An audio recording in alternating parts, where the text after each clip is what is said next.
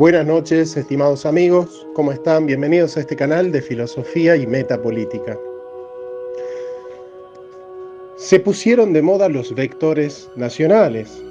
Después de que Trump haya salido del Tratado de Transpacífico, la globalización y el neoliberalismo entraron en una crisis terminal.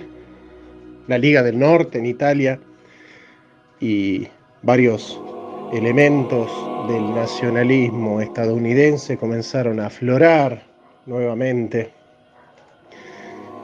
Comenzaron a reflotar los nacionalistas franceses, una concepción cultural, ética, por parte de Vladimir Putin, y claramente que la misma Alemania fue resucitando de esas maniobras ideológicas que don Salvador Borrego nos mostrara a través de la derrota mundial, subordinaron ideológicamente a ese pueblo alemán. Los vectores nacionales, en clara confrontación con el globalismo, hoy están en puja. Un nacionalismo xenófobo, de exclusión, el de la Liga del Norte, por ejemplo, en Italia, o el nacionalismo hispanoamericano, que es un nacionalismo continental, un nacionalismo que integra, que incluye la diversidad propia que establece la raza cósmica de la que habla Vasconcelos. Este continente hóspito que recibe al Homo sapiens sapiens desde el estrecho de Bering, la tesis de Paul Rivet, que recibe al español bajo medieval, que recibe a los europeos de la crisis de la Primera Guerra, de la Segunda Guerra. Este continente hóspito ha generado una doctrina capitalista, humanista, cristiana, con libertad y con equidad, pero sobre todo con justicia. La única doctrina donde cada uno tiene su lugar, y ese lugar es un lugar digno en el que cada individuo se humaniza y puede humanizar también al otro. Bienvenidos a esta jornada peronista donde nos va a acompañar el doctor Marcelo Gullo, la doctora Chinda Brandolino y presenta a un querido amigo, Lucas Carena. Que disfruten de la tercera posición, que es la única que nos va a pavimentar la derrota definitiva de la subordinación ideológica que vino de la mano del liberalismo y del progresismo. Con una doctrina profundamente hispanoamericana, profundamente humanista y profundamente cristiana. Lucas, muy buenas tardes.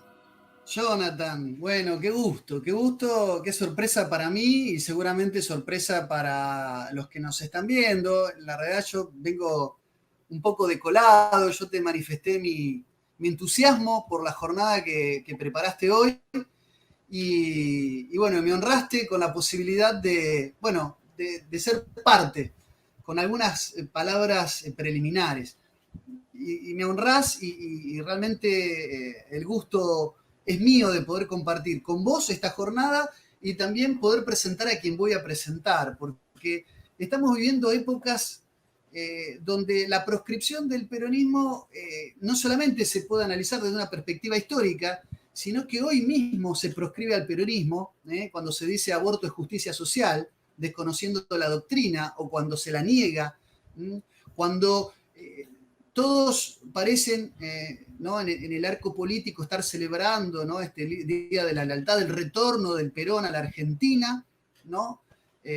Mientras que por otro lado se niega y se deja de conmemorar a Rucci, que fue uno de los grandes artífices de ese retorno, ¿no? Rememorando a Julio Tosco. Es decir, la proscripción del peronismo no es algo que hay que mirarlo en términos pretéritos, sino algo que actualmente y conceptualmente está en vigencia. Yo creo que elegiste muy bien a los contertulios para esta jornada, ¿no? Como son Chinda Brandolino, como es el doctor Marcelo Gulo. Marcelo Gulo, además de ser un amigo, es para mí un referente. Él es doctor en ciencia política por la Universidad de El Salvador, magíster en relaciones internacionales por el Instituto Universitario de Altos Estudios Internacionales de la Universidad de Ginebra, graduado en estudios internacionales por la Escuela Diplomática de Madrid y licenciado en ciencia política por la Universidad Nacional de Rosario, casa esta de altos estudios que me honra también haber sido parte y haber también obtenido mis títulos. Ambos rosarinos, compartimos un montón de cosas y entre otras cosas este amor, ¿no?, por lo que es la verdadera doctrina del pensamiento peronista, hoy todavía proscripto, ¿no? Sobre proscripción del peronismo, Marcelo Gulo es la persona más indicada para hablar, no solamente por su trayectoria, por su lucha, por su militancia, por su formación académica, pero también por sus proyecciones futuras. Así que yo realmente no quiero ser extensivo ni alargar esta introducción. Quiero darle la bienvenida a Marcelo y enseguida agradecerle que nos acompañe Jonathan, a Marcelo Gulo en esta jornada verdaderamente peronista. Marcelo Gulo, las palabras son tuyas, te cedo este tiempo.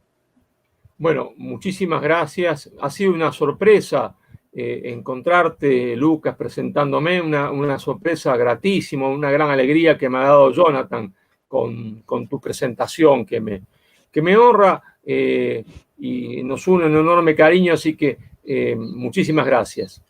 El título de lo que vamos a charlar hoy, no le llamemos ponencia, llamémoslo una charla entre compañeros en un momento donde bien ha hecho Lucas en decirlo, el peronismo está proscripto. Esa es la verdad, está proscripto como estuvo proscripto, ¿no es cierto?, desde la caída de Perón en 1955, con la paradoja de que en 1955 fue la mal llamada Revolución Libertadora, en realidad Revolución Fusiladora, la que va a proscribir el peronismo, y hoy la paradoja es que son los mismos que se autotitulan militante peronista, pero que en realidad no lo son, lo que han proscrito el peronismo, ¿se entiende? Porque han proscrito la doctrina de Perón, ¿está?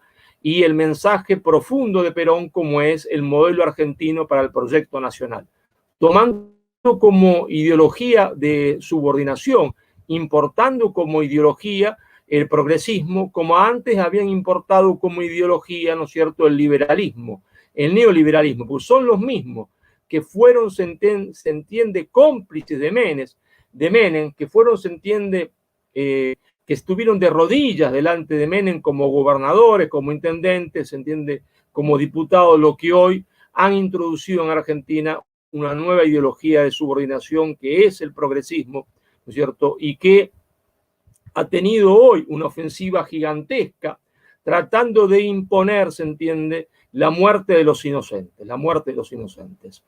Decíamos, hoy es una jornada que hemos titulado, ¿no es cierto?, para conmemorar el regreso de Perón, Perón rompe el mito del no retorno. Y esto hay que explicarlo. ¿Qué queremos decir cuando decimos Perón rompe el mito del no retorno? Perón había sido derrotado en 1955 no por argentinos. Los argentinos que derrotan a Perón son simplemente, ¿no es cierto?, los mascarones de proa. ¿Los mascarones de proa de quién? ¿De quién? Y hay que decirlo, se entiende con nombre y apellido. Los mascarones de proa se entiende del Imperio Británico. Como Perón mismo se encargó de decirlo en el libro del Poder al Exilio, a Perón no lo va a derrocar los Estados Unidos de Norteamérica, sino que la mano oculta detrás de la Revolución Libertadora es nada menos que el imperialismo británico.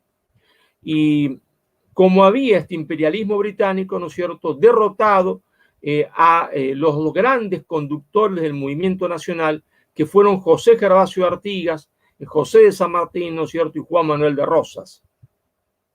Entonces, esto requiere una explicación, ¿no es cierto? Explicación del por qué hablamos de movimiento nacional, por qué nombramos a Gran Bretaña. Cualquiera que nos escuchase desde el extranjero podría decir, señores, pero ustedes nunca fueron colonia británica. Claro, deberíamos decirlo nosotros no fuimos colonia, somos una semicolonia británica.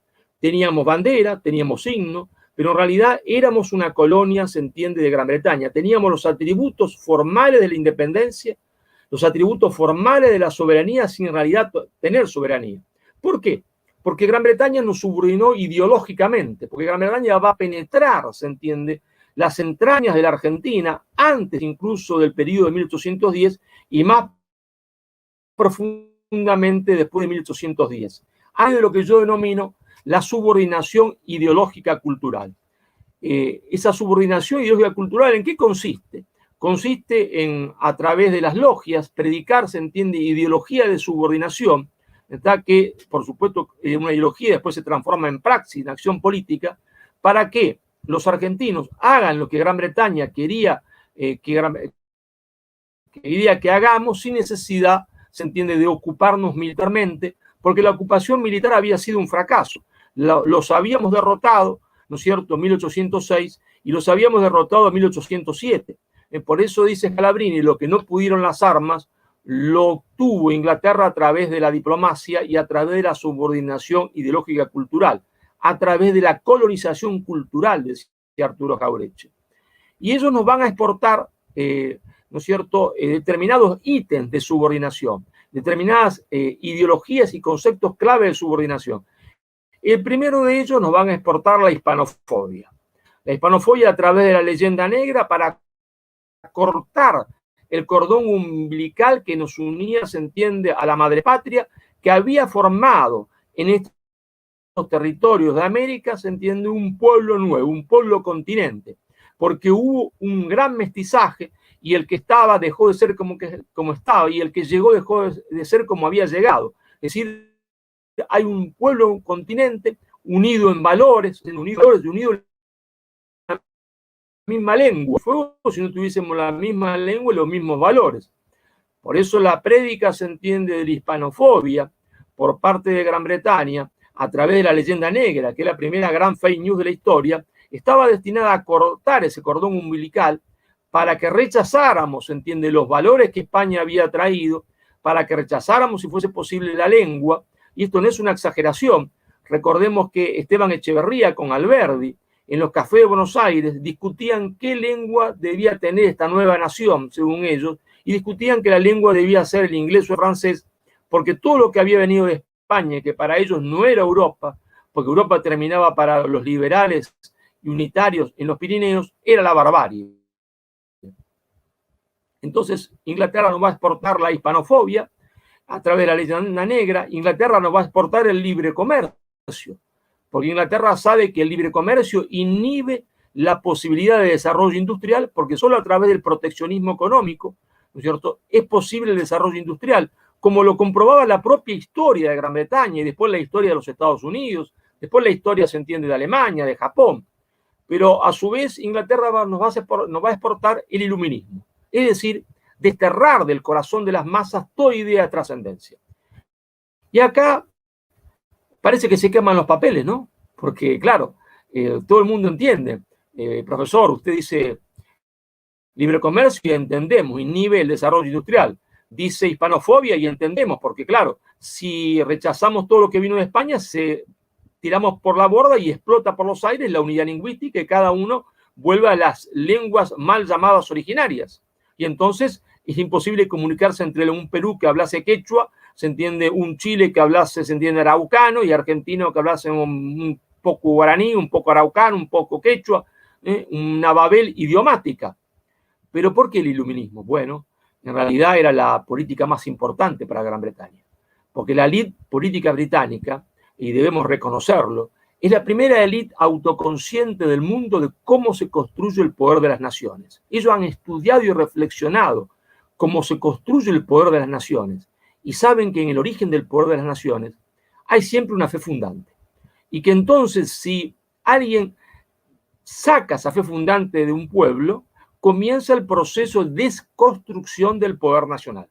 Por lo tanto, Inglaterra se va a proponer a través del iluminismo que exporta a través de las logias, erradicar del corazón de las masas toda idea de trascendencia para destruir la fe fundante hispanoamericana, para desconstruir el poder más fundamental de la nación hispanoamericana. Entonces, Inglaterra, dijimos, exporta hispanofobia a través de la leyenda negra, exporta, se entiende, libre comercio, exporta iluminismo y va a exportar después nacionalismo de campanario, hacerle creer a cada una de estas repúblicas que metafísicamente había existido de siempre. Es como si metafísicamente existía el Perú. No, Perú no existía. El Perú comienza a existir con el mestizaje. No hay un antiguo Perú, ¿está? Como no hay una antigua Bolivia. ¿Está? Comienza a existir a partir de que hay algo nuevo. Es el nacimiento de algo nuevo, pero ese algo nuevo es hermano del que está al lado, es un pueblo continente.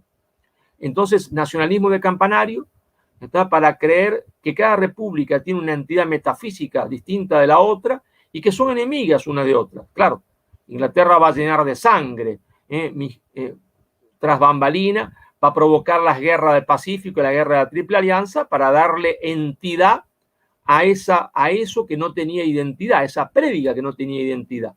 Es decir, guerra, la guerra es sangre, la guerra es odio, ¿está?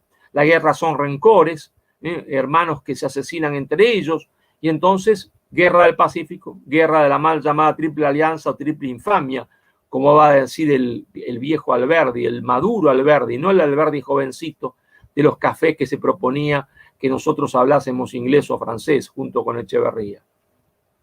Claro, de esta forma nos hace una semicolonia, ¿está? Nosotros nos convertimos en una semicolonia. Hacemos lo que Gran Bretaña quiere que hagamos. Patria chica, libre comercio, iluminismo, hispanofobia. Hispanofobia estaba presente en el himno como lo cantábamos originariamente.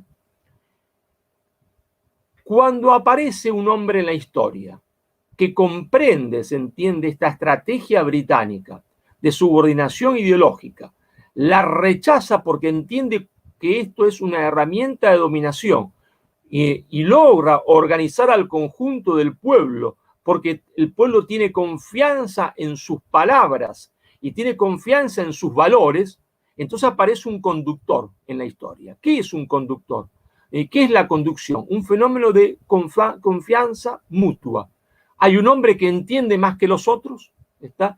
Y que se decide a organizar ese pueblo para enfrentar al enemigo imperialista. Él tiene confianza en su pueblo.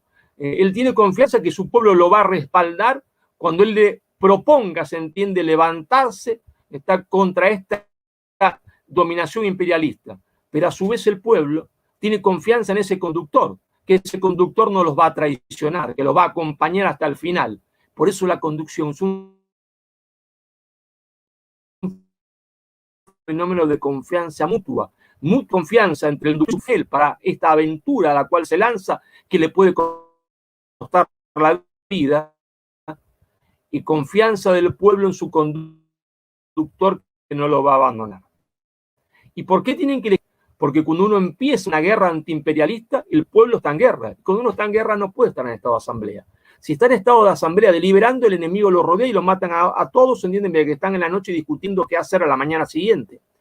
Terminemos con esa estupidez, se entiende, que se enseña en las facultades argentinas, líder carismático, buscan explicaciones en Max Weber. No existe el líder carismático, lo que existe es un hombre que tiene las agallas suficientes, la inteligencia suficiente y la voluntad suficiente para jugarse por su pueblo, y el pueblo cuando ve esto dice, este es el hombre, este es el hombre. Tendrá más carisma, menos carisma, más simpático, menos simpático, eso no tiene ninguna importancia. Lo que tiene importancia es que hay un hombre que se decida a jugarse por su pueblo y un pueblo que entonces, viendo esto, decide jugarse por ese hombre y acompañarlo. Y el primer hombre en el Río de la Plata, ¿no es cierto?, que intuye todo esto y que se decide enfrentar al verdadero enemigo que era Gran Bretaña, se llamó José Gervasio Artigas. ¿Está? Cuando José Gervasio Artigas está en la asamblea del año 13, hace elegir a los diputados que la van a integrar, a los diputados orientales, por voto popular, los únicos que tenían popular, pero que van con mandato. ¿Y cuál era ese mandato del pueblo oriental a sus diputados? Señores, independencia, forma de gobierno, se entiende, republicana, federal, capital fuera de Buenos Aires, sistema económico proteccionista. Artigas comprende todo. Comprende todo. Comprende que el poder de Gran Bretaña consiste en la alianza con la oligarquía porteña, que es un poder anglo-porteño, por lo tanto hay que sacar la capital de Buenos Aires, ¿está? Y por lo tanto hay que aplicar proteccionismo económico, porque esa oligarquía lo que quiere es libre comercio, pero Artigas es profundamente religioso, y entonces rechaza el iluminismo, y rechaza, se entiende, el concepto de patria chica, porque para los porteños, la patria, ¿qué era? La patria era hasta donde llegaba su cadena de distribución, donde habían vendido antes su mercadería de contrabando y que ahora están vendiendo legalmente. Por eso le dice, ¿no es cierto?, Rivadavia a Belgrano, retrocede usted a Córdoba, hombre, deje de joder, ¿para qué quiere ir hasta Tucumán, Salta? ¿Para qué? Si hasta Córdoba es donde llega nuestra cadena de distribución, bueno, hasta Tucumán puede ser, pero basta, no más allá. Está no más allá. Claro, y ahí interviene la mano, se entiende, negra de Gran Bretaña a través del unitarismo porteño. Artigas organiza la resistencia de los pueblos en las llamadas, se entiende, la Confederación de los Pueblos Libres, ¿no es cierto? La Liga de los Pueblos Libres. Y Artigas está a punto de derrotar a Buenos Aires. Y es ahí cuando Buenos Aires, el poder anglo-porteño, ¿no es cierto?, el poder de las logias, va a pactar con el imperio portugués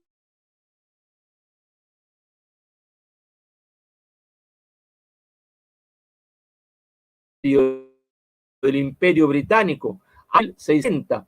El conde de Braganza se alza en armas para destruir la unidad ibérica en la propia península, porque en realidad esa independencia de Portugal en 1640 fue una independencia antipopular, no querida por el pueblo portugués y solo amañada y apadrinada por Gran Bretaña y defendida por Gran Bretaña para que el resto de la península nada pudiese hacer ante esta ruptura de la unidad. Entonces, el poder angloporteño le va a cambiar a los portugueses la cabeza de Artigas por la banda oriental. Así es, la cabeza de Artigas por la banda oriental. Que ellos ocupen la banda oriental, lo que hoy es la República Oriental del Uruguay, está con tal de que maten a Artigas. La actitud del porteñaje es siempre la misma. Entregar jirones de la patria a cambio, se entiende, de las cabezas de los conductores del movimiento nacional. Y Artigas es el conductor del movimiento nacional. ¿Por qué? Porque es el primero que comprende, se entiende, cuáles son las contradicciones fundamentales de la patria. La contradicción, ¿no es cierto?, proteccionismo económico, libre comercio, la contradicción, patria chica, patria grande, patria chica, y la contradicción tradicionalismo, se entiende, modernismo, o si ustedes quieren, prefieren llamarla historicismo, iluminismo, es decir, la contradicción entre decir, nosotros somos lo que somos, toda nuestra herencia nos conforma, y aquellos que dicen no, esa herencia es una herencia maldita, debemos refundar, se entiende, este pueblo con otro ADN,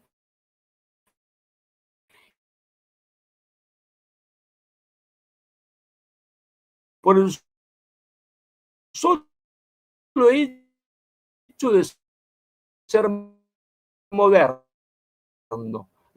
per se es bueno. Entonces, indignados, el anglo-porteño, otra vez reconstituido, pero esta vez con diputados que se decían peronistas, falsamente peronistas, escupieron a los hombres del interior y le dijeron, se entiende, ahí está, ha vuelto la barbarie, es el interior bárbaro, no moderno, se entiende, el que vota en contra del aborto, como si algo fuese bueno por el hecho de ser moderno.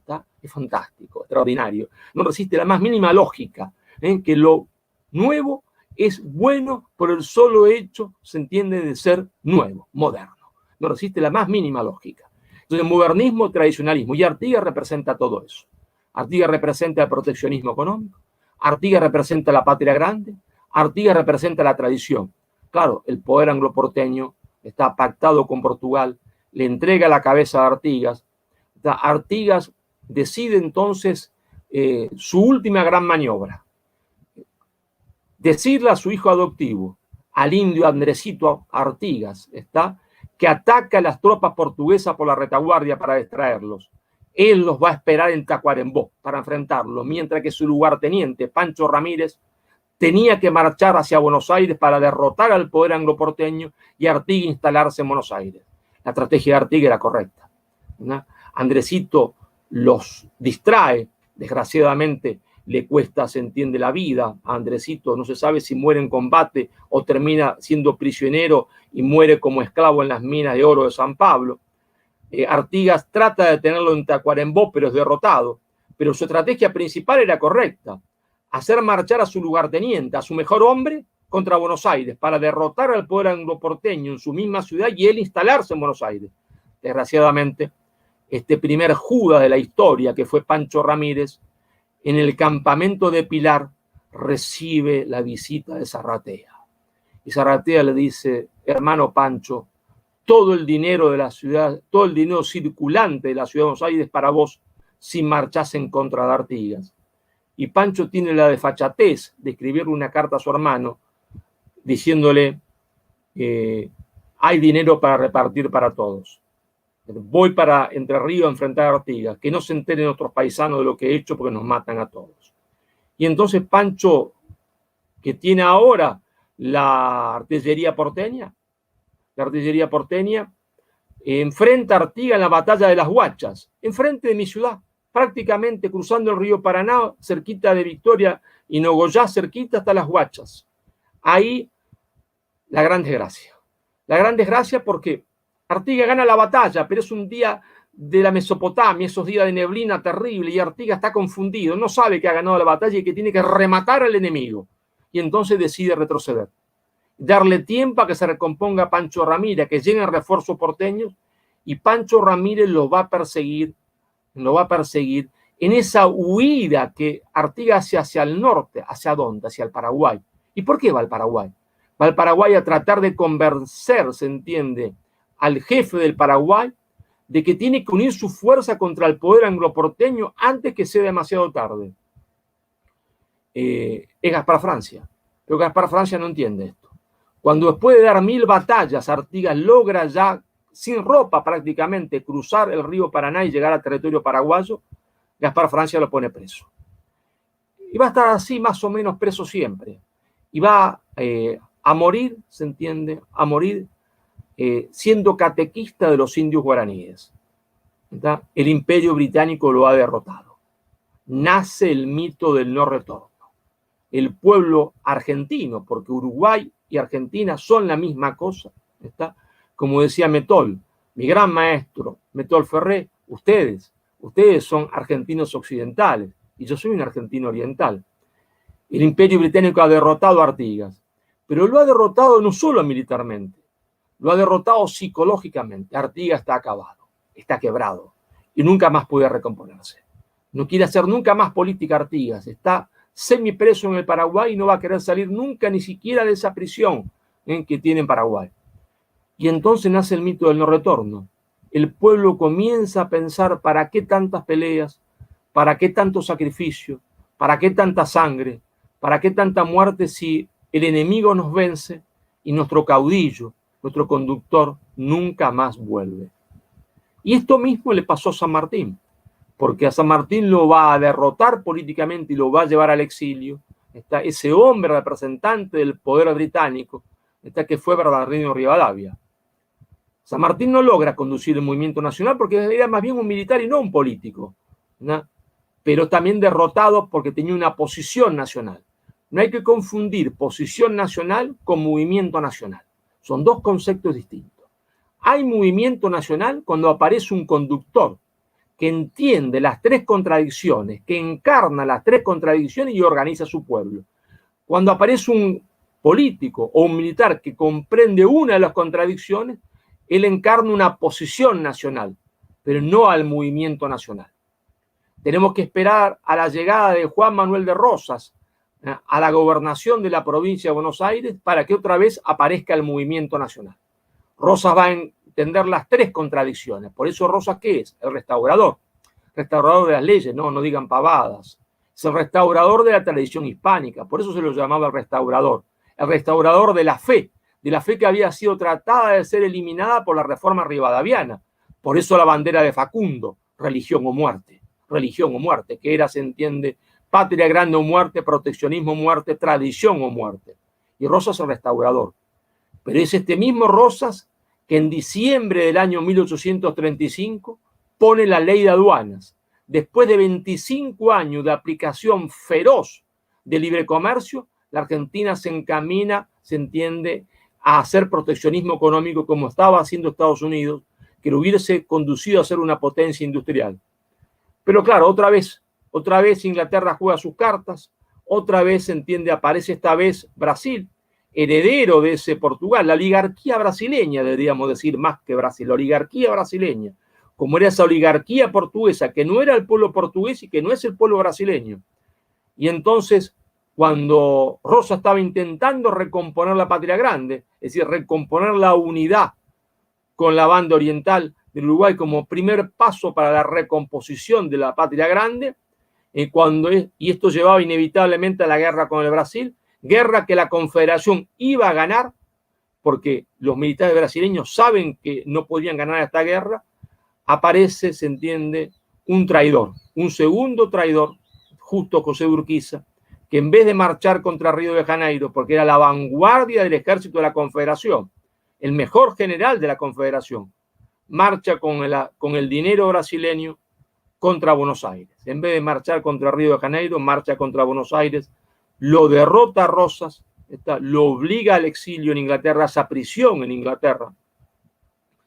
Rosas no va directamente a Gran Bretaña. Rosas, lo sabemos ahora, hace escala en Río de Janeiro, hace escala en España, y cosa que nunca se ha dicho, Rosas hace una escala antes de Inglaterra en Roma. ¿Por qué? Porque en Roma se va a pactar, se entiende, con quien él había conocido en persona en Buenos Aires cuando era nuncio apostólico en Chile y ahora devenido en su santidad, se va a pactar, se entiende, con representantes del máximo enemigo, que Rosa va a estar preso en Inglaterra, pero que no va a haber la matanza de federales que se espera.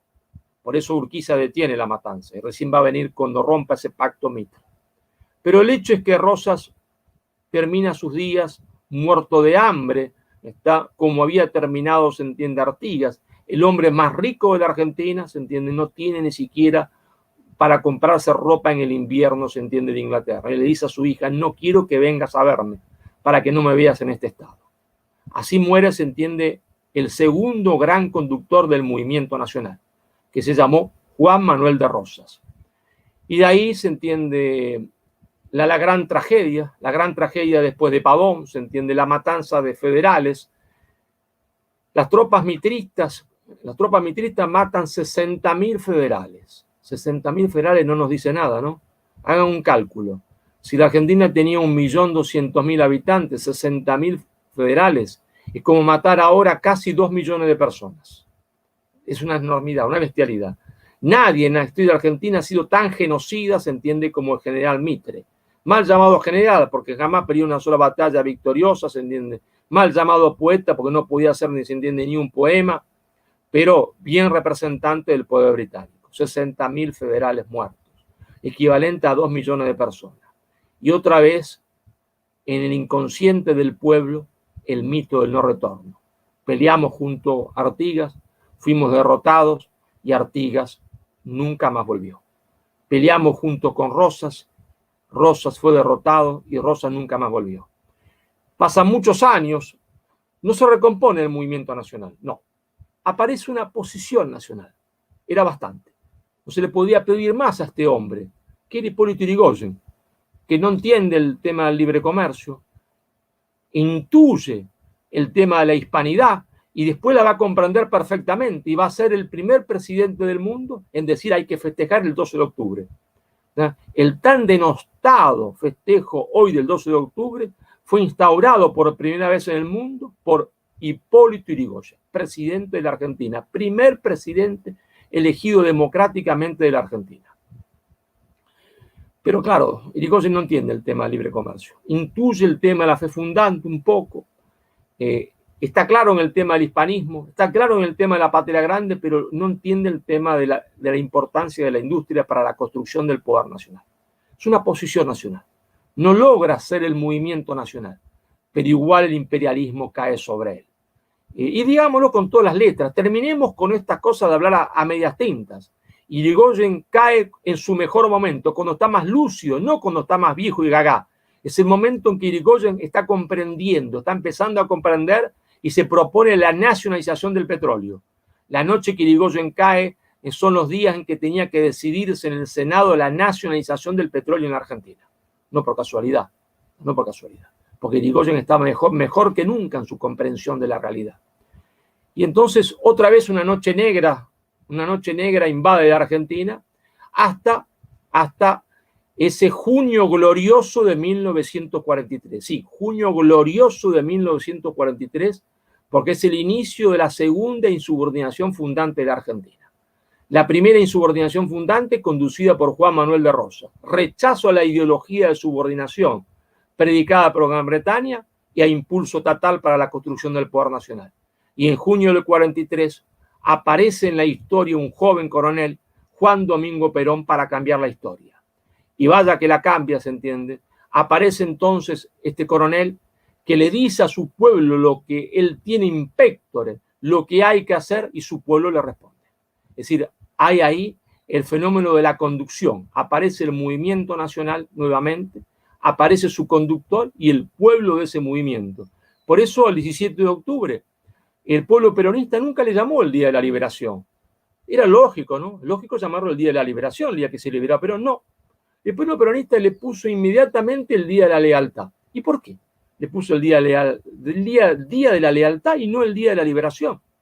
Porque ese día el pueblo fue leal con Perón, con su coronel. El coronel estaba preso y lo iban a matar, y el pueblo lo libera.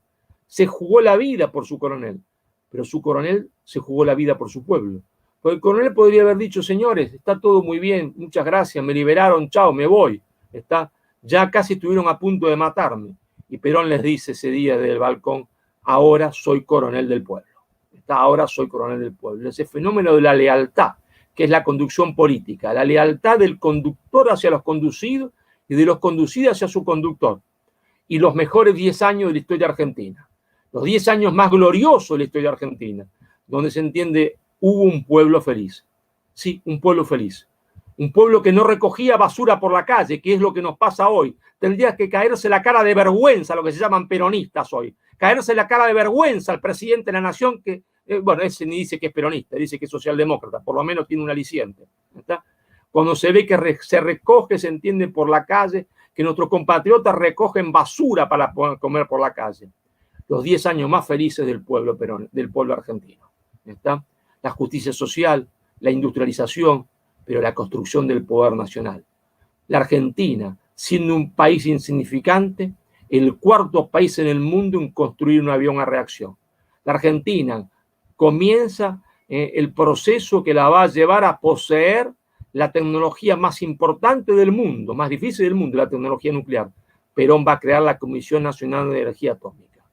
Los 10 años más importantes de la historia de Argentina, pero también por la reconstrucción, se entiende, espiritual del pueblo.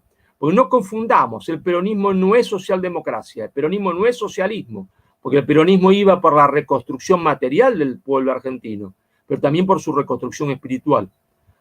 Por eso decía Perón, el justicialismo es una filosofía de vida profundamente cristiana. El peronismo es una revolución, no nos olvidemos nunca de eso. El peronismo es una revolución que va de la dependencia a la liberación, pero una revolución que va también del sinsentido de la existencia a la recuperación del sentido de la existencia. Sin Dios, nada tiene sentido. Y en el fondo, aunque algunos no se atrevan a decirlo, Perón es el último gran evangelizador, porque a través, se entiende, de Perón, las masas populares se recristianizan nuevamente. Esa es la verdad. Tanto es así que muchos de los jóvenes en la década del 60 que se acercan al peronismo desde otras posturas y que no tienen nada que ver, se entiende, que no, a ellos no les dice nada la religión ni Dios, van a terminar en Rosario, por ejemplo, en un casamiento en el cine de la calle Salta y Oroño, que estaba ubicado en la calle Salta y Oroño, casándose todos, los que habían, las parejas que habían convivido, porque entienden que ser peronista es también ser cristiano y hay que ser coherente. Y entonces ellos van a ser también coherentes. Pero claro, esos 10 años gloriosos, los 10 años más gloriosos de la historia argentina terminan, ¿no es cierto?, en septiembre del 55 por la intervención británica, otra vez como con Artigas, otra vez como con Rosas, se entiende, el pueblo pierde a su conductor. el pueblo pierde a su conductor. Y otra vez, el mito del no retorno. Es inútil la pelea, inútil. Hemos sido derrotados una y otra vez, y nuestro conductor nunca más vuelve. Casi que nuestro conductor piensa el pueblo nos abandona. Y sí, no porque fuese culpa de Artigas, pero Artigas estaba quebrado, ya no tenía voluntad para seguir peleando. Y Rosas tampoco, no tenía voluntad para seguir peleando. Abandona a su pueblo, pero no puede hacer otra cosa. Están quebrados. Y el pueblo siente esto, siente que su conductor pocos lo comprende, pero sabe que los ha abandonado. Es el mito del no retorno, nada vale la pena, porque al final terminará la historia como siempre. Y Perón es autoconsciente de esto. Perón entiende en el exilio que él es Artigas. Entiende en el exilio que él es Rosas. Es autoconsciente de esto. Es autoconsciente del mito del no retorno. Y se reconstruye a sí mismo, ¿está? Porque Perón también está quebrado. Perón también está quebrado en septiembre del 55. Han sido muchas las traiciones, han sido muchas las intrigas, muchas las traiciones de los más íntimos, muchas las intrigas del extranjero, muchas las presiones, ¿está? Mucho el trabajo, mucho el sacrificio.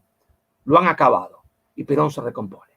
Perón se recompone consciente que hay que romper el mito del no retorno, que tiene que volver. ¿Pero por qué volver? Volver aunque ya le queden pocos meses de vida, porque el volver implica romper el mito del no retorno, pero implica también, cuando uno rompe el mito del no retorno, que esa doctrina que Perón ha predicado queda habilitada para el futuro, porque se ha insultado a Artigas, se lo ha llamado Atila, como lo llamó, se entiende, Mitre, se lo llamó, se entiende, tirano, dictador sangriento a Rosas, se creó una leyenda negra sobre Rosas y se creó una leyenda negra sobre Perón y su doctrina. Se le llamó fascista, nazi, cuando nada tenía que ver con eso, ni con el fascismo ni con el nazismo. ¿Está? Y entonces la vuelta es romper el mito del no retorno para habilitar la doctrina, para que Perón sea el futuro. No él personalmente, sino su doctrina, para que el peronismo sea el futuro. ¿Está? Y entonces Perón tiene que volver. Y por eso Perón se va a jugar la vida. Se va a jugar la vida porque sabe que si vuelve le quedan pocos meses de vida. Y le van a quedar pocos meses de vida porque cuando llega a Argentina los problemas son muy grandes, porque el movimiento está infiltrado y porque esos jóvenes imberbes que va a expulsar de la plaza le hacen la vida imposible. No solo le hacen la vida imposible verbalmente, no verbalmente. Esos imberbes, mercenarios pagados por el extranjero, lo llama Perón a sus jefes. No los militantes de base que no sabían nada de eso. A sus jefes, Perón los llama mercenarios pagados por el extranjero. Sus jefes le van a poner 23 balas a Perón, porque las 23 balas que le dan a Rucci son 23 balas dirigidas a Perón. Le cortan a Perón las piernas. Matan, se entiende, a Perón ese día. Entonces, lo matan de angustia a Perón ese día. Perón se queda sin heredero político. Se queda sin su hombre más leal.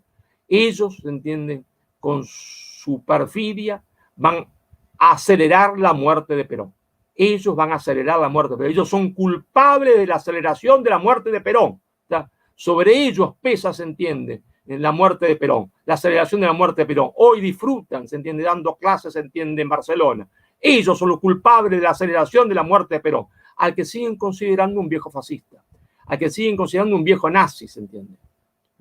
Ellos, se entiende, odiaron a Perón y odian a Perón, mientras que el pueblo, se entiende, lo sigue amando. Pero Perón rompe el mito del no retorno. Y porque Perón rompió el mito del no retorno, Perón habilitó su pensamiento, su doctrina y su último gran mensaje, su último testamento político, el modelo argentino para el proyecto nacional. Lo habilitó para que nosotros llevemos su doctrina, se entienda, la victoria. Por eso, señores, por eso, gracias a que Perón rompió el mito del no retorno, Perón es el futuro y la doctrina peronista es el futuro. Perón no está en el pasado, la doctrina peronista no pertenece al pasado, la doctrina peronista pertenece al futuro, porque en esta doctrina, en nuestra doctrina, se encuentran las claves para reconstruir la patria grande y para volver a hacer de esta patria una patria feliz. Muchísimas gracias. Brillante, Marcelo, tu ponencia, que fue realmente digna de un conversatorio. Finalmente diste un discurso, a mi criterio, digno de una cátedra. Te agradezco tus palabras. Mientras te escuchaba hablar, Marcelo, y mientras esperamos que la doctora Chinda Brandolino se conecte, se me venían dos cosas a la mente. Una, me acordaba de actualización política y doctrinaria para la toma del poder cuando Perón habla de lo que es conducir. Vos hablabas del poder carismático, de la conducción, donde Perón dice, conducir no es mandar, el que manda obliga, conducir es persuadir, y persuade a aquel que entiende, que interpreta, ¿no?, la causa y el espíritu del pueblo. Es alguien que converge, ¿no?, que sale el carácter telúrico del liderazgo, que entiende la necesidad del pueblo. Eso se me vino a la mente cuando hiciste esta definición magistral acerca del conductor, de lo que es el conductor, donde va a recaer el mito del no retorno, que hiciste, bueno, este brillante análisis que va desde Artigas, con la batalla de Tacuarembó, de las Tunas, o con Artigas, pasando por Rosas y finalmente con el general Perón, este recorrido, cómo nace, cómo se consolida y cómo se sostiene en el tiempo esta idea del mito del no retorno y cómo el general Perón rompe con este mito, ¿no? Y la reacción, esto de las 23 balas. No olvidemos que Montoneros se ufanaba de las 23 balas que le pusieron a Rucci, ¿no?, que iban dirigidas, como bien dijiste, Marcelo, a Perón, ¿no? En aquella época había una publicidad de las galletitas Traviata que tenían 23 agujeros. Vos fijate la malicia y la sorna con la cual pensaron la operación Traviata, haciendo un juego de palabras, de decirle, tiene 23 agujeros como las galletitas que en la publicidad decía tiene 23 orificios, que eran las galletitas Traviata. Por eso operación Traviata, ¿no? Una malicia y un odio al peronismo, al verdadero conductor, además del mote de fascista, de nazi, como bien expresaste. Así que se me vinieron a la mente esas cosas, ¿no? Y yo no sé si ya tenemos a Chinda, si no podemos hacerte alguna pregunta más como para redondear tu tema. Ya Chinda la veo en línea conectada. Yo sigo acá dándole una mano a Jonathan con la conducción. Me metí porque realmente me fascinaba esta tertulia que habían organizado. Por eso estoy presentando, no estoy sustituyendo a Jonathan, simplemente se lo aclaro al público. Mira, acá tenemos alguna pregunta y vamos a dar paso, ¿no?, de Flavio Jerez. Dice, ¿cómo es posible explicarle al ciudadano de a pie la tercera posición justicialista con medios que bombardean, solos con dos opciones? Esta falsa disyuntiva, esta falsa dicotomía de izquierda y derecha, neoliberalismo y socialdemocracia. ¿Recurrimos a explicarle la historia? Pregunta Flavio Jerez. Un poco me parece pertinente la pregunta como para ir redondeando tu ponencia y después ya empezamos con la doctora Brandolino. Bueno, la historia está siempre. La historia, nada puede ser explicado, se entiende, sin la historia, porque ¿qué es, no es cierto, la política? La política es historia en construcción. ¿Y qué es la historia? La política que fue. Es decir, siempre tenemos que recurrir a la explicación histórica. Pero hoy podemos decir, como cosa muy sintética, aquello que predica la oligarquía financiera internacional, que son los amos del mundo, no puede ser bueno para los pueblos del mundo. Es decir, es una cosa de pura lógica.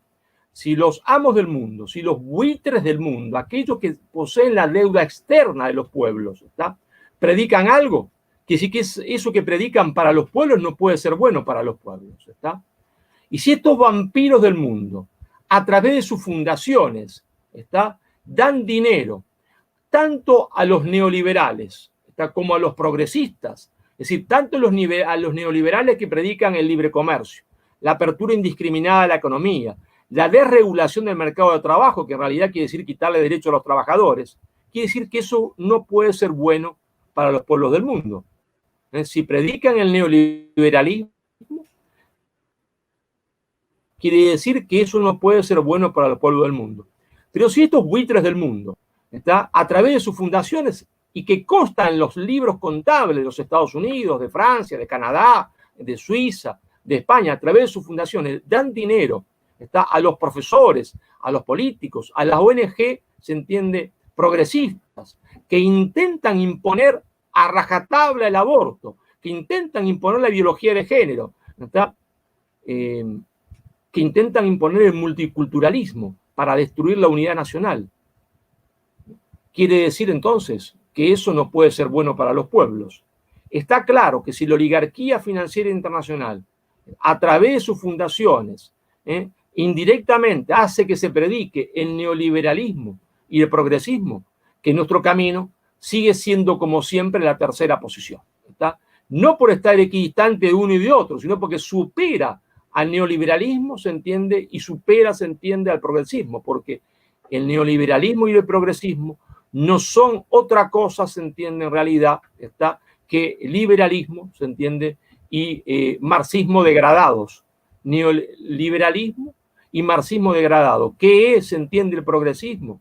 Es lo mismo que el paco a la cocaína, ¿está? Que el paco a la cocaína. Eso es. Y por lo tanto, son ambas cosas visiones del mundo. Una explicación del mundo que excluye la idea de Dios. Son lo que Perón llamaba posiciones materialistas. Decía, Perón decía, una sinarquía cultural, en cuya base está el materialismo. Esto es el materialismo, ¿está? ¿Y nosotros qué somos? No somos una visión del mundo, una explicación del mundo que excluye la idea de Dios.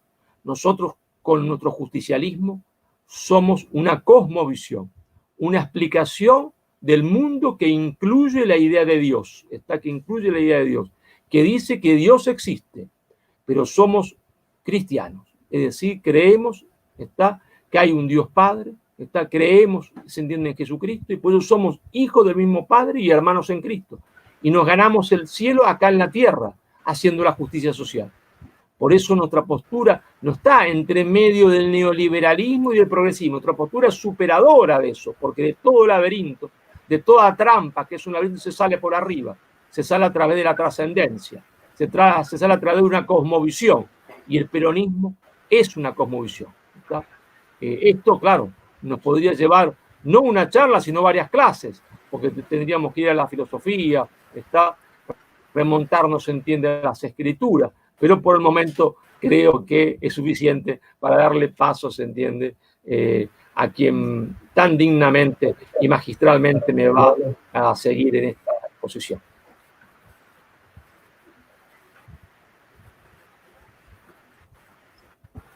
Querido Marcelo, querido Lucas, te quería hacer la última pregunta, porque ya la tenemos a Chinda en minutitos, está terminando de atender el último paciente que ella tiene. Te quería hacer una pregunta. Nosotros, los del interior, ¿tenemos que seguir el federalismo de Rosas, que es un federalismo liderado por Buenos Aires, o tenemos que seguir el federalismo de Güemes y de Artigas? No, te pregunto como alguien del interior profundo, de Salta profunda. Es una falsa opción. Porque... Es una falsa opción que intentó, se entiende, algunos hombres de buen pensamiento, de buena intención, para hacerse esnovista y crear una... No hubo nunca contradicción entre Rosas, se entiende, y las provincias. Y Arturo Jauretche lo explicó perfectamente, ¿está? La ley de aduana fue saludada por Salta, la legislatura de Salta saludó la ley de aduanas, escribió loas de la ley de aduanas, se entiende, Tucumán lo mismo, Santiago del Estero lo mismo, era la reconstrucción del cordón industrial, no hubo ninguna contradicción, es una falsa contradicción. Artigas es Rosas, Rosas es Artigas, Perón es Rosas, Rosas es Perón, es decir, no hay ninguna contradicción en esto, no hay ninguna contradicción. Ahí se trató de romper la unidad nacional poniendo una contradicción que en realidad no ha existido para justificar, se entiende, la gran traición, se entiende, de Urquiza, ¿está? Y llamarlo federal a Urquiza cuando en realidad habría que llamarlo traidor, ¿está? Porque eso es lo que fue. Fue un traidor, como lo demuestran los documentos publicados por José María Rosas cuando se instala José María Rosas en los archivos de Itamaraty y va a escribir su famoso libro sobre el pronunciamiento de Urquiza, demostrando que acá no había ninguna pelea entre federales, sino que, se entiende, se trataba simplemente de un soborno que Itamaraty le hace, se entiende que la oligarquía brasileña, el imperio de Brasil, le hace a Urquiza, ¿tá? Le hace a Urquiza.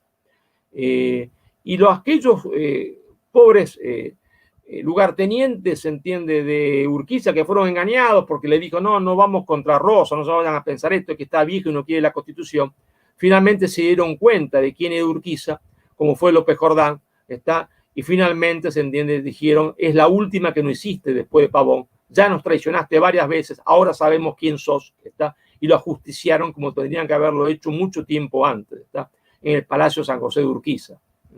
No hay ninguna contradicción, son falsas contradicciones creadas por un falso revisionismo que quiere poner, se entiende, una cuña, se entiende, ahí en el federalismo cuando nunca esa cuña existió. Nadie quiso, se entiende, a Juan Manuel de Rosas más que el gran caudillo de la provincia de Santa Fe, Estanislao López, y con nadie fue tan amigo Rosas que con Estanislao López y con Facundo Quiroga.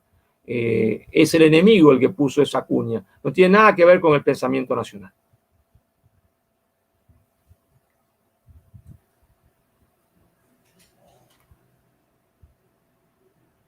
Bien, no sé si Jonathan se nos ha ido. ¿Está Jonathan?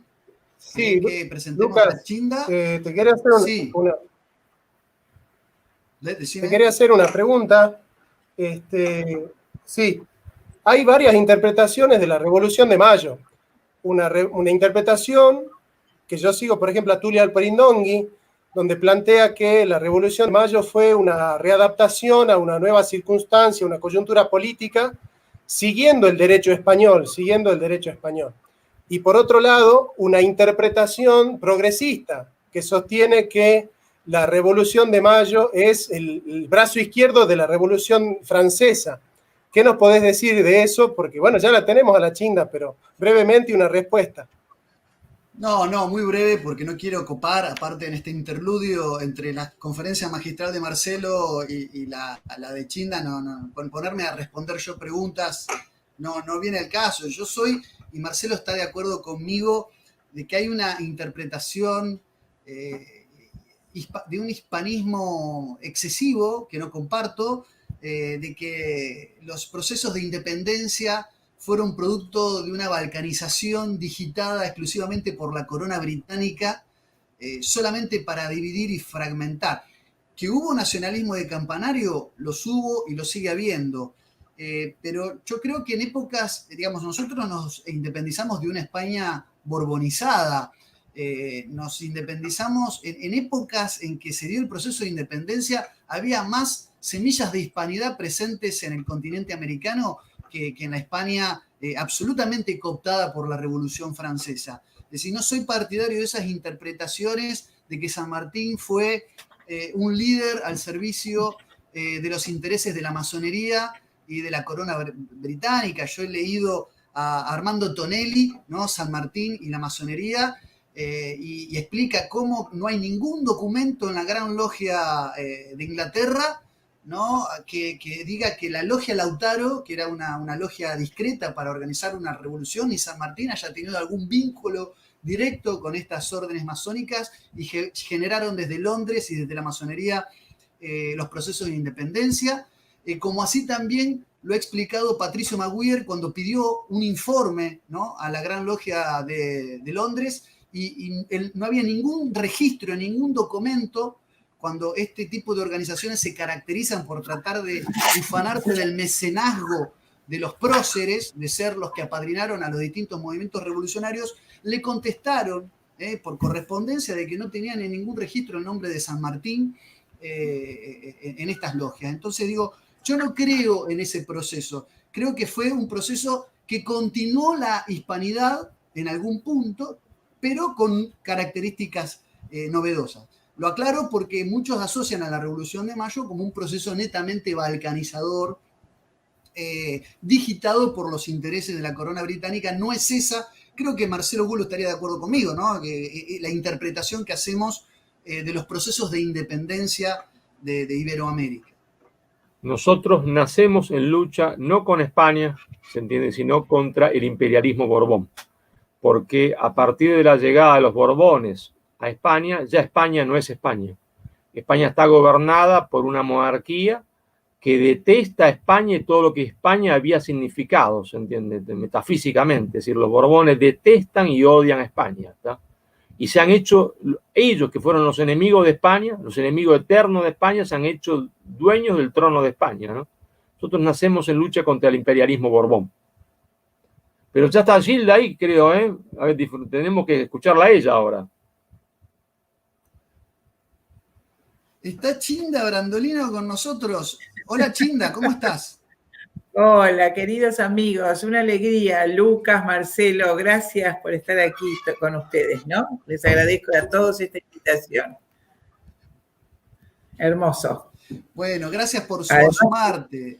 Bueno, simplemente les recuerdo Chinda Brandolino, médica egresada de la Universidad Nacional de La Plata, especializada en clínica médica, medicina del trabajo, medicina legal, una gran, también una gran pensadora en estos tiempos donde la doctrina está proscripta, ¿no? Se ha visto envuelta en combate contra el flagelo del aborto, no solo en nuestro país, sino en todo el mundo de habla hispana. Es realmente seguida por muchos. Es la mujer del pañuelo celeste, la tenemos hoy con nosotros. Y hoy la teníamos para hablar un poco también de esto. Se está presentando un nuevo proyecto, mientras están todos distraídos, se está presentando un nuevo proyecto, le vamos a preguntar por eso. Y además, en esta situación de pandemia ha sido una de las voces disonantes, discordantes, con lo que está pasando en la situación de pandemia. Yo te aclaro, Chinda, que le ofrecí a Jonathan, no sé, presenciar la tertulia de hoy y me invitó a formar parte como presentador. Así que por eso me ves acá. A ambos los he tenido, tanto a vos, Chinda, como a Marcelo en mi canal, y para mí es un orgullo poder reencontrarme con ustedes nuevamente. gracias, querido Lucas. Me encanta que seas el presentador y el coordinador. Bueno, es rarísimo, pero en esta mesa que estamos compartiendo, todos, valga la redundancia, compartimos ese mismo pensamiento, cosa muy rara. Cuando ustedes hablaban de la hispanidad, cuando Marcelo hablaba justamente, nuestra gesta de la independencia fue no solo en el Reino de Indias, nosotros, sino en España, contra la corona borbona, que eso es lo que nuestros jóvenes tienen que saber. Es decir, las juntas españolas también se reunieron hartas de las maquinaciones y el desgobierno de los Borbones, de Fernando VII, una corona totalmente corrupta, con la añoranza del gobierno de los Austrias, de la Casa de los Habsburgo y de, por supuesto, los rastros maravillosos de Isabel la Católica, a quien nosotros le debemos todo lo que somos, y lo que podríamos haber sido si hubiéramos seguido sus lineamientos. Aquella, por eso, cuando uno la recuerda, reina de España y madre de América, ¿no? A veces yo pienso, ustedes saben que tengo una profunda fe católica, y muchas veces pensando, pido espiritualmente la asistencia de Isabel la Católica, que no me cabe ninguna duda que estará en el cielo, para completar la obra evangelizadora que justamente fue interrumpida en nuestros pagos por este rey, poco de recuerdo, tan poco feliz, que fue Carlos III, Borbón, y que expulsó a los jesuitas que estaban haciendo esa maravillosa obra y cuyos rastros podemos ver en las misiones en nuestro litoral, ¿no? Además, la transformación que habían hecho del hombre, la civilización del guaraní, del charrúa. ¿Recuerdan las declaraciones de San Roque González, que le arrancaron el corazón y rogando les habló a los indígenas en los primeros tiempos de la conquista, cuando dice que dudaba de las características, si eran seres humanos, del salvajismo que tenían esas personas, y sin embargo ellos, con su amor y su evangelio y su música, lograron transformarlos en seres maravillosos. Quien conoce ahora los descendientes de los guaraníes, ves personas de tanta inteligencia, ¿no? De tanta sagacidad. Y cuánto podría haber sido nuestro maravilloso continente si hubiéramos seguido esos lineamientos y no las fantasmagorías liberales que nos han querido imponer y con las que siguen, ¿no? Los intentos de nuestros falsos gobernantes. Bueno, así que nada más completando lo que Marcelo había explicado recién sobre la gesta de la independencia. Chinda, así que, sí. La campaña pro vida de Perón en el 74, así se titula un poco la ponencia. Hoy estamos reunidos conmemorando el retorno, ¿no?, de Perón a la Argentina, aquella foto de Perón y Rucci con el paraguas, tan emblemática. El doctor Marcelo Bulo acaba de hablar del mito del no retorno, y hablábamos al comienzo de esta charla de que la proscripción no solamente se limita a los 17 años de proscripción del peronismo históricos, sino en cada embestida que contra su doctrina se sigue dando, ¿no?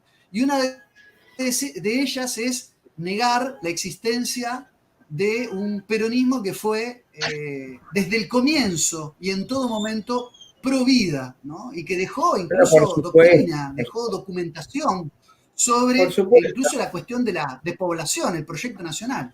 Así que, Chinda, la idea de tu exposición se titula así, y te cedo la palabra para que nos ilustres sobre esta concepción cristiana y pro vida de Perón.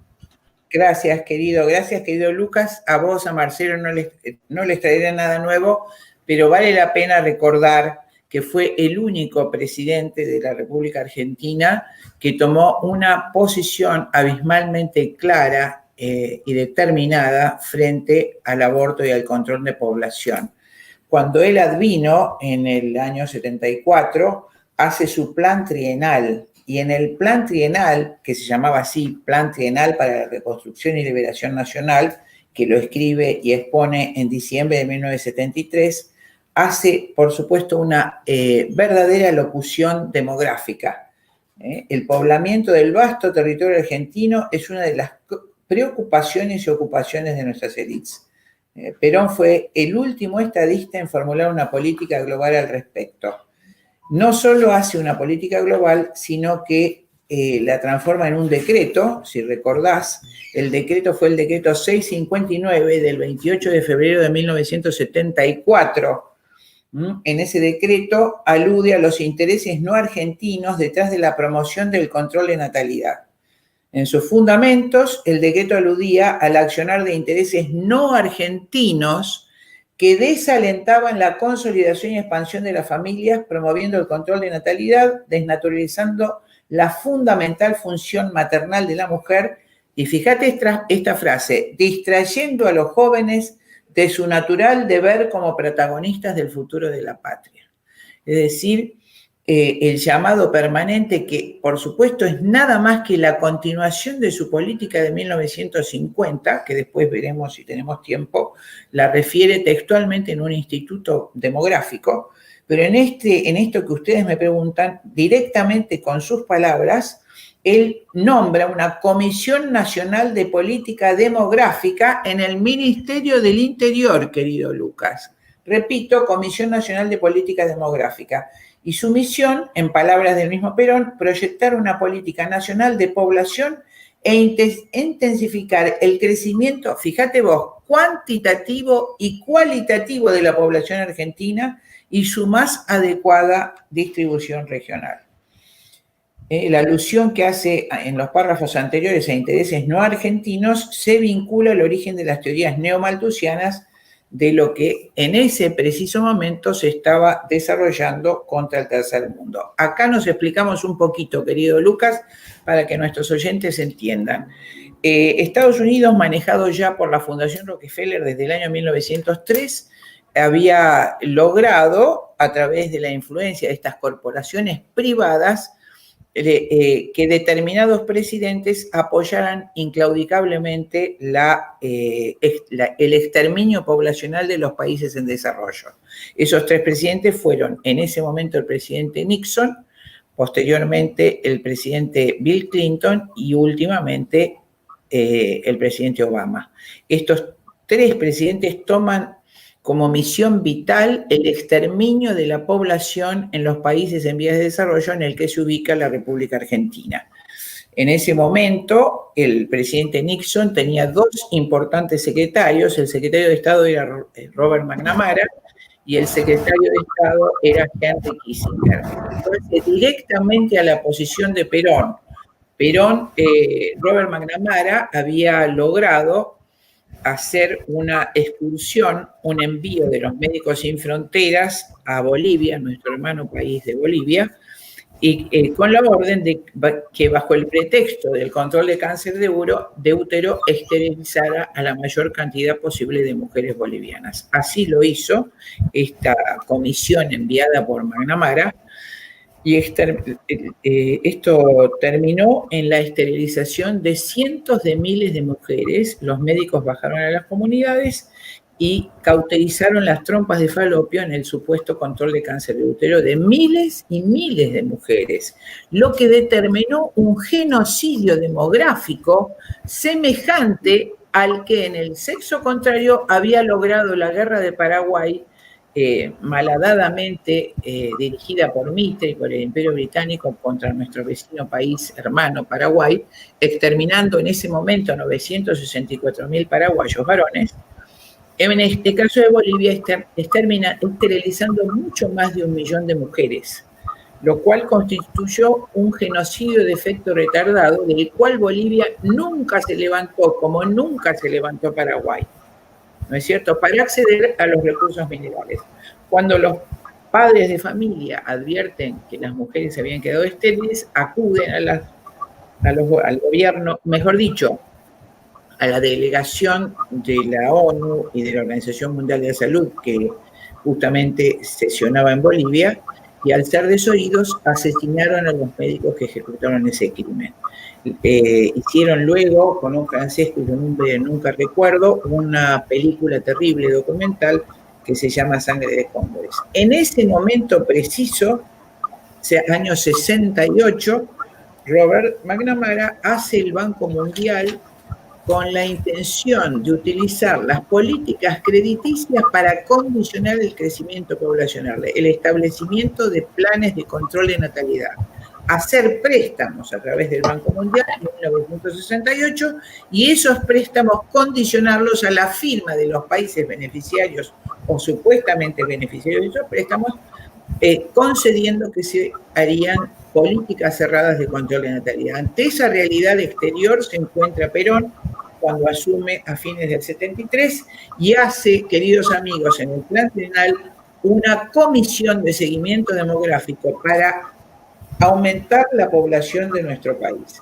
Esa Comisión Nacional de Política Demográfica la incluye en el Ministerio del Interior y, como acabo de decir, le encarga a Perón proyectar una política nacional de población para intensificar el crecimiento cuantitativo y cualitativo.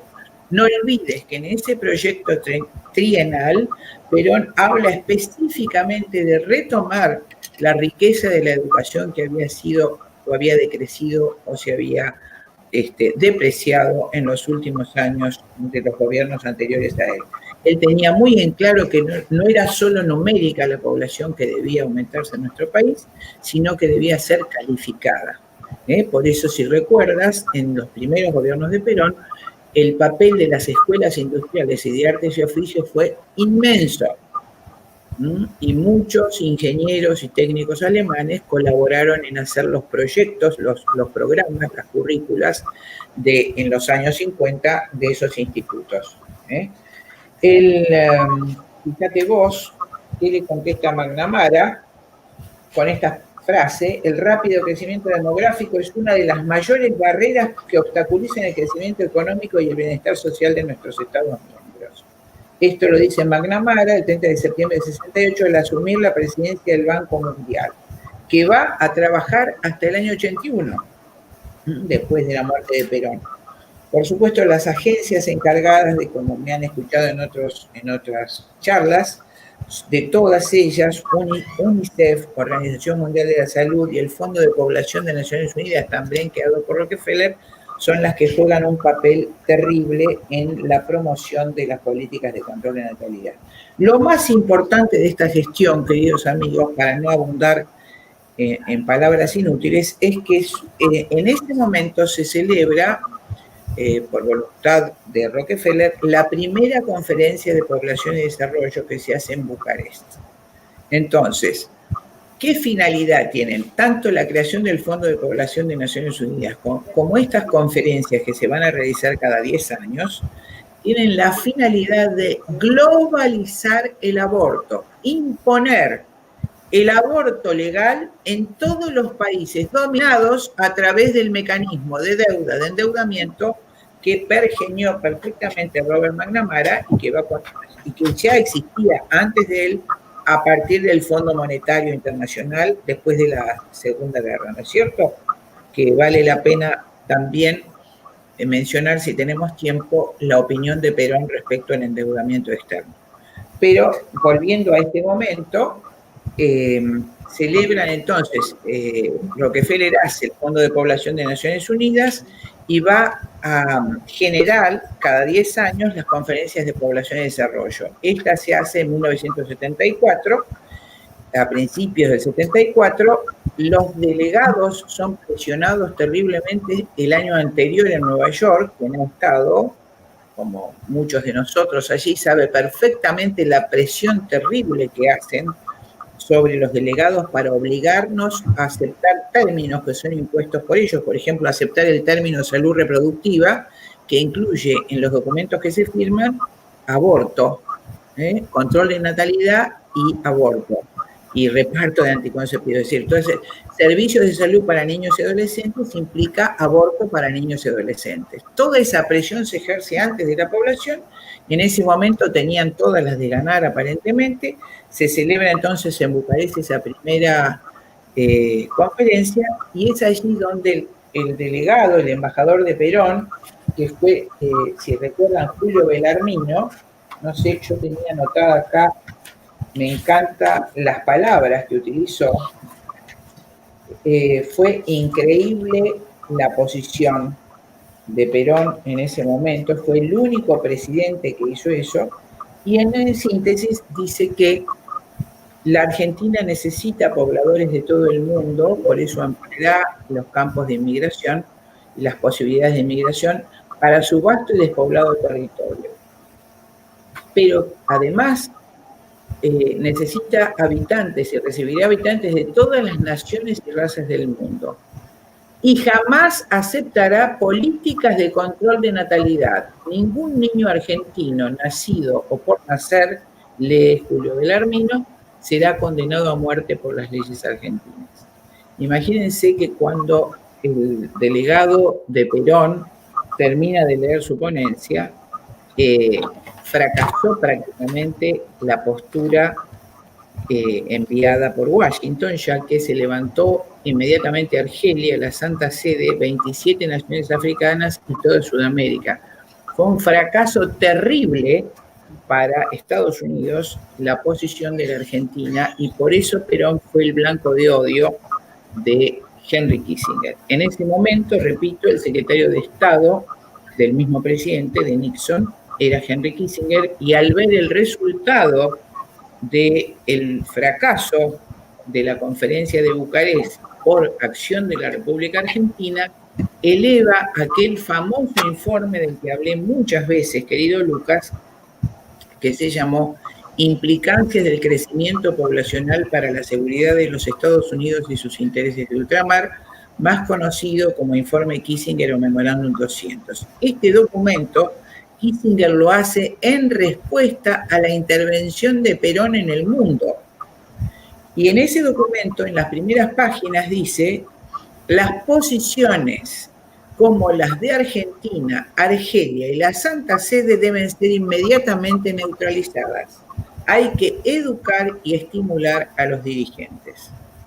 Fíjate vos que hay una respuesta directa y un odio terrible hacia Perón, que lo va a reiterar el mismo Kissinger años después, 11 años después, en 1985, cuando hace el discurso inaugural de la Asamblea Plenaria de la Trilateral Commission, de la Comisión Trilateral. Dice que hay que limitar a la Argentina y que eventualmente hay que libanizarla por todas las intervenciones que ha tenido claramente en contra del Imperio Británico y de los intereses europeos. Arranca su alocución diciendo que ya en 1806, 1807 había repelido las bondades de Inglaterra, la tiranía de Rosas había impedido la libre navegación de los ríos, Hipólito Yrigoyen no había sido consecuente con la embajada de Washington, el cardenal Drago, en fin, empieza a enumerar, pero lo interesante, y por eso lo menciono, dice el mismo Kissinger en 1985 y Perón, que nacionalizó los resortes de la economía. Por eso debimos destruirlo. ¿Te parece? Dice al final, es tristísima esa locución, esa carta, que hemos controlado la situación, que hemos destruido completamente la Argentina. Pero si la Argentina, dice Kissinger, no acepta su papel de exportador de materias primas, debemos proceder a su libanización. Estas son textuales palabras de Henry Kissinger en ese documento, que es la introducción a la Asamblea Plenaria de la Trilateral Commission en 1985. Él, con sus palabras, dice que Perón hizo lo que debe hacer un Estado que quiere crecer y que quiere independizarse de esta esclavitud, que fue nacionalizar los resortes de la economía. Ese mismo Kissinger, años antes, 11 años antes, cuando hace el informe Kissinger, dice que las posiciones de Argentina, Argelia y de Santa Sede deben ser inmediatamente neutralizadas. Fíjate, Lucas, y ojalá nuestros oyentes alcancen a entrever la posición impresionante o el peso impresionante que tuvo la opinión de Perón en el mundo, en una conferencia que era internacional, que movió la posición de la mayoría de los países. Porque te vuelvo a decir, fue el primer presidente y el único argentino que tomó una posición totalmente definida y determinante en la política demográfica. No solo allí, no quiero, te vuelvo a decir, ser pesado con este tema, sino que en los años 50, cuando él escribe su libro, La Argentina Libre y Soberana, funda, además del plan quinquenal, el Instituto Argentino de Promoción de Intercambio, y a las 20 verdades justicialistas de la tercera nacionalización de los principales servicios de la obra pública, agrega, junto con los derechos del trabajador y la ancianidad, la protección de la vida dentro del ámbito de la salud pública. En ese rubro, plantea la creación de centros materno-infantiles que están diseminados por todo el territorio como la máxima garantía de protección para el ser que llegará. ¿Escuchaste las palabras? La máxima garantía de protección para el ser que llegará. Ni siquiera dudas sobre las absurdas dudas que plantean los gobernantes actuales, nuestros ridículos representantes, de que si no saben si es vida humana.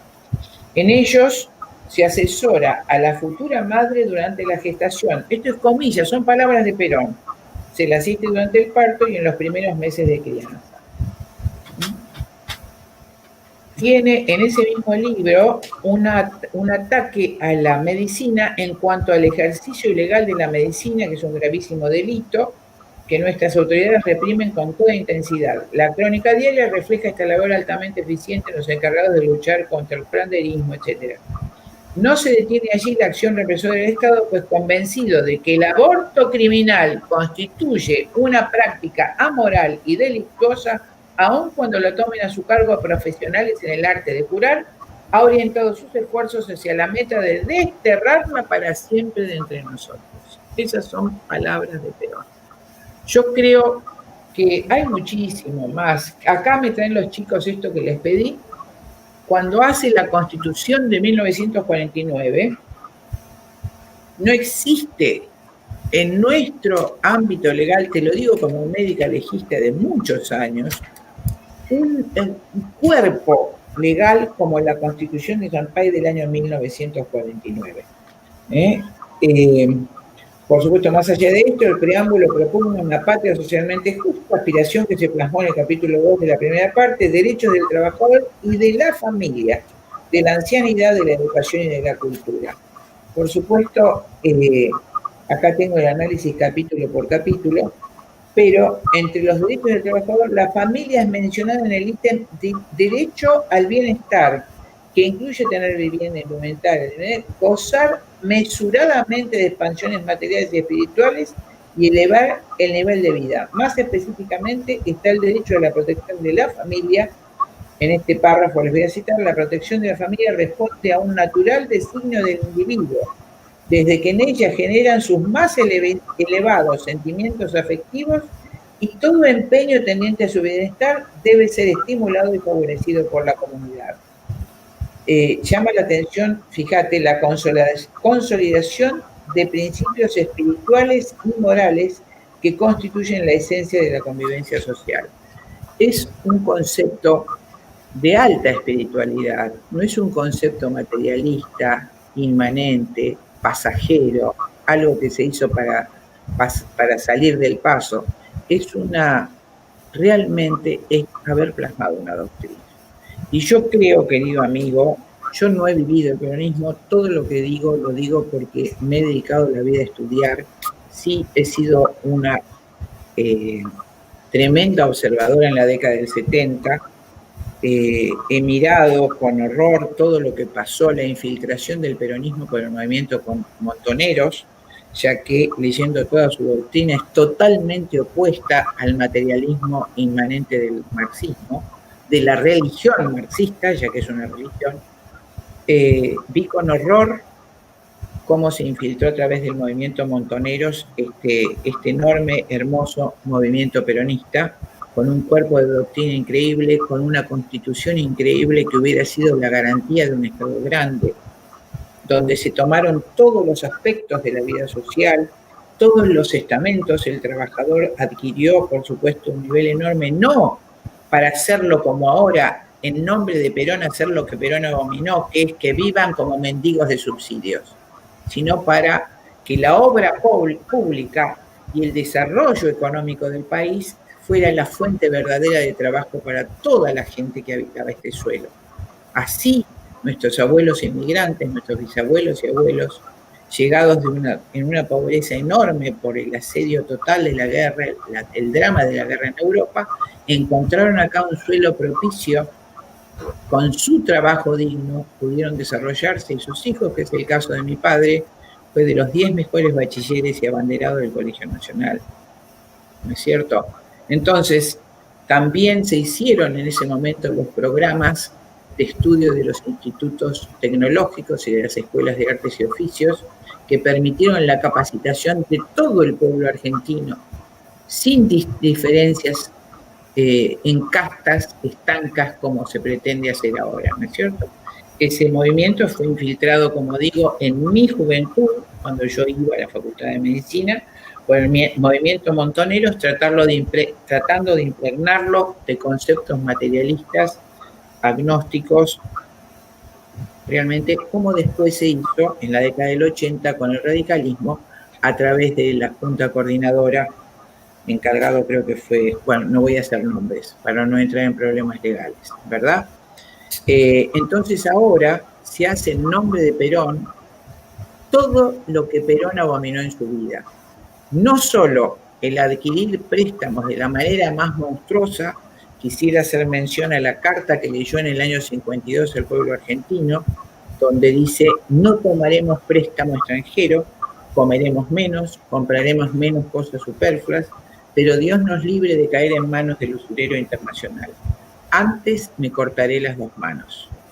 Poco tiempo después, todo esto está en nuestro archivo histórico, si no lo han destruido en este tiempo, hasta hace 2 o 3 años estaba, aparece en el diario The Times la respuesta del primer ministro inglés, el abominable Churchill, quien dice en una pequeña columna de respuesta en su primer renglón: a ese HDP lo perseguiré en vida y después de muerto. Y curiosamente, Perón muere muchos años después, en el 74, y meses después de su muerte, se recuerdan los dos, el cajón fue profanado y se le cortaron las 2 manos. 2 más 2 es 4, ¿no? Yo creo que es una persecución sin olvido ni perdón, y que por eso mismo, por ese odio, se trata de hacer todo lo que Perón abominó en su vida en nombre del mismo peronismo. Tomar préstamos irracionales, participar de políticas de control de natalidad, legalizar el aborto, votarlo en el seno del mismo partido peronista. Es una burla, y es una burla, ¿cómo les diría? Es una venganza espiritual. El que quiera verdaderamente saber qué pensaba Perón, bueno, en este libro hermoso que cité al principio del año 1950, La Nación Argentina, Justa, Libre y Soberana, encontrará perfectamente el plan quinquenal, la protección de la familia, la protección del niño por nacer, El que quiera estudiar encontrará este instituto que acabo de citar, creado en ese momento, que fue el Instituto Argentino de Promoción de Intercambio.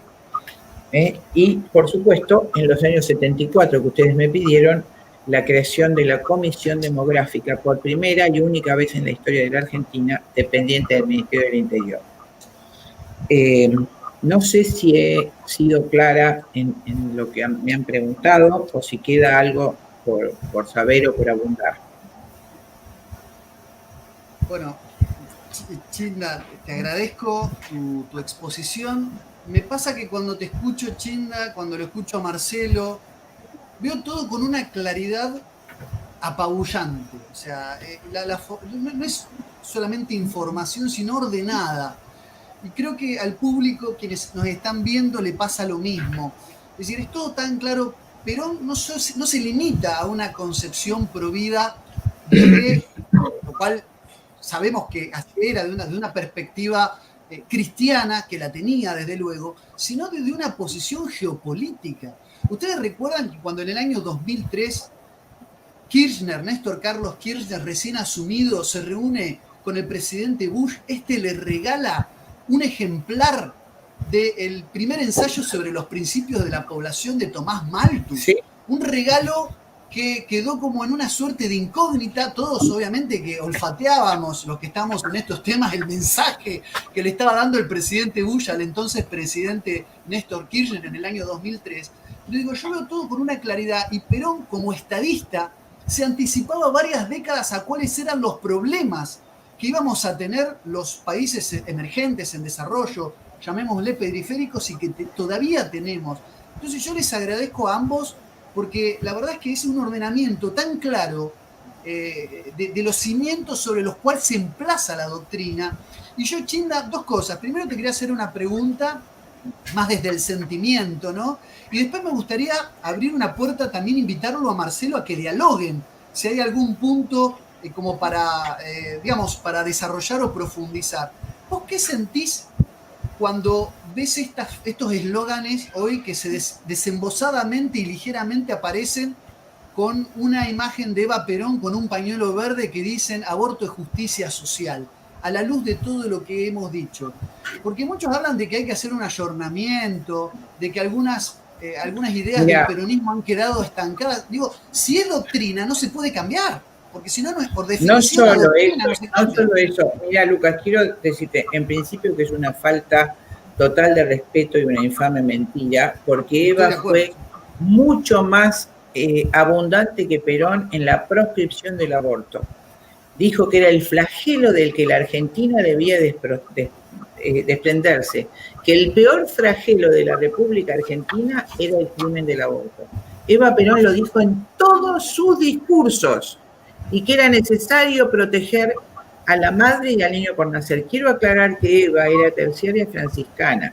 El mito bárbaro que han hecho de que era prostituta, bailarina, eso yo no sé de dónde lo han sacado. He leído, he conocido a las hermanas de Eva, que son señoras de lo más distinguidas, educadísimas. Eva había venido a estudiar teatro y, siendo jovencita, en su primer año de estudio, por ser terciaria franciscana, fue al terremoto de San Juan terrible de 1944, y allí conoció a Perón, que era ministro del Trabajo del gobierno militar, en la reconstrucción de San Juan, de ese terrible territorio. En ese momento se pusieron de novios y un año después se casaron en mi ciudad, en la ciudad de La Plata.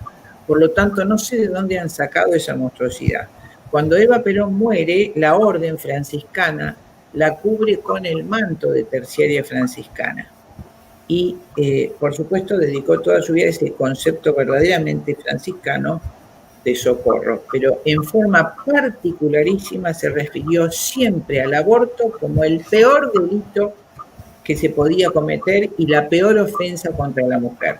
Por lo tanto, esto cae en el mismo bolso que te decía recién, es tratar de poner en boca de Eva Perón y de Perón lo que abominaron en su vida, ¿no? Es como una maniobra diabólica, te diría, tiene una connotación macabra y espiritual para burlarse de la posición de ambos.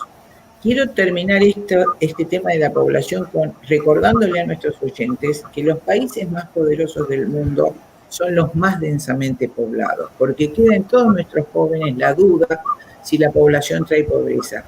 Quiero recordarles que el país más rico del mundo, que por ser tan rico y tener tanto bienestar está por encima del primer mundo, es Japón, que es el país más densamente poblado del mundo, que tiene entre 300 y 400 habitantes por kilómetro cuadrado.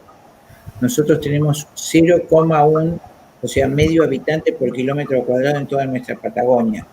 El segundo país al que le teme todo el mundo es China, que tiene 1.300 millones de habitantes y los tiene todos concentrados en ciudades y tiene todo el resto de su territorio vacío, fértil, feraz para ser explotado. Luego, Estados Unidos tiene 325 millones de habitantes y con las políticas inmigratorias piensa llegar en el 2050 a tener 500 millones de habitantes. Nosotros, en cambio, con 44 millones estamos a punto de desaparecer, porque hay una desproporción entre el número de habitantes, territorio y riquezas. Entonces, ¿quién genera la riqueza? La persona humana. En cuanto esté educada, cuando se le dé la cultura del trabajo, que esta misma gente, en nombre de Perón, ha tratado de hacer lo inverso, ha sacado la cultura del trabajo, reemplazando por dádivas. Esto empezó con el gobierno de Alfonsín, con el plan PAN, si recuerdan, empezando a dar la caja de pan en lugar de dar trabajo. ¿Y por qué hacen eso? Porque en todos los préstamos que adquirió el país a partir del gobierno militar de Videla y en particular de Alfonsín en adelante, el país se comprometió a bajar la natalidad en todos los aspectos posibles. Cada préstamo que tomó el Estado argentino, incurriendo en un delito enorme, se comprometió a bajar la natalidad. Este es el secreto de los préstamos que la Argentina ha tomado. Quiero decirle a nuestros oyentes que los préstamos son ilícitos para el derecho nacional e internacional, que así lo sancionó el juez Ballesteros en el año 2003, ante la presentación de Alejandro Olmos sobre la ilegitimidad e ilegalidad de la deuda externa argentina, que fue el presidente Alfonsín el que reconoció como primer presidente democrático la legitimidad de la deuda y luego, por supuesto, Kirchner y su mujer dijeron, ambos, no cuestionaré la legalidad de la deuda, porque todos se ven interesados en mantener esa deuda. Esa deuda nunca prescribió. El juez Ballesteros en el año 2003 dijo que es cierto que era ilegítima, pero que había prescripto. Alejandro Olmos murió de un infarto y su hijo Alejandro Olmos Gaona presentó un recurso que se llama delito de ejecución continuada, por el cual nunca prescribió, puesto que todos nuestros presidentes malamente, ilícita e ilegítimamente continuaron haciendo la deuda de nuestro país que hoy nos esclaviza. ¿No es cierto? Esa deuda todos esos préstamos, como tienen un interés exponencial y es imposible, está hecha para no poder pagarse, para el gasto público el gobierno de turno debe tomar un nuevo préstamo y en cada préstamo vuelve a comprometerse a bajar la natalidad. Esa es la realidad de los que nos gobiernan y por eso hacen la promoción del aborto diciendo que es un derecho. Esa imagen de transformar el aborto en derecho nace de la Fundación Rockefeller en el año 1952. Nada más mentiroso, querido Lucas. No hay nada más traumático y humillante para una mujer que por propia voluntad destroce al hijo de sus entrañas o lo envenene con misoprostol. Podrá curar la herida de su cuerpo, pero su alma eternamente, hasta el último día de su vida, clamará por ese hijo que mató. Esa es la verdad. 1952, año en que muere Evita, fíjate vos, ¿no? Ahí se crea la mentira, coincidentemente. Brillante, la verdad, las exposiciones brillantes. Ahí Jonathan me escribió por el chat privado, me comentaba que están con tormenta, de donde está transmitiendo, está con algunos problemas de conectividad, así que le estoy ayudando un poco a moderar esta charla. Llevamos 1 hora 37 minutos de transmisión. Y me gustaría, si quieren, hacer una suerte de cierre, tanto Marcelo, ¿no? y Chinda, sobre esta temática, una suerte de epílogo, ¿no? De colofón, bueno, dando un cierre a esta tertulia, puede ser dialogando entre ustedes o dando algún mensaje en este día conmemorativo. Recordémoslo, estamos aquí reunidos conmemorando el retorno de Perón a la Argentina. Si te parece, Marcelo, Chinda, le dejo las palabras para que redondeemos una idea final antes de dar por terminada esta reunión, en la que estaba convocada el compañero Guillermo Moreno, pero Jonathan Ramos ya lo ha explicado y lo ha dicho en el chat. Bueno, por compromisos asumidos con el canal Crónica se le superponía una parte de la transmisión y bueno, no nos pudo acompañar en esta oportunidad. Así que les dejo la palabra a ustedes como para finalizar esta jornada y después nos despedimos de la gente. No sé quién quiere empezar, Marcelo, Chinda. Marcelo. No escucho. Me parece que estás muteado, Marcelo. Ahora sí, ahora sí.